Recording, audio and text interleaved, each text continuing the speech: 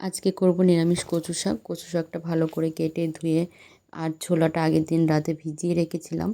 কচু আর ছোলা একসাথে সিদ্ধ দিয়ে নিয়েছি। ওটা এবার সিদ্ধ হয়ে গেলে জল ঝরিয়ে নিয়েছি। হাতার সাহায্যে ওটা চেপে চেপে আমি জলটা বার করে দিয়েছি। তেলে দিয়ে দেবো কয়েকটা শুকনো লঙ্কা আর তেজপাতা, পাঁচফোড়ন আর কাঁচা লঙ্কা। ওটা দিয়ে ভালো করে ভেজে নুন হলুদও দিয়ে দেবো একেবারেই। এটা একটু লঙ্কাটা আমি পরিমাণ বেশি দিয়েছি কচু বলে।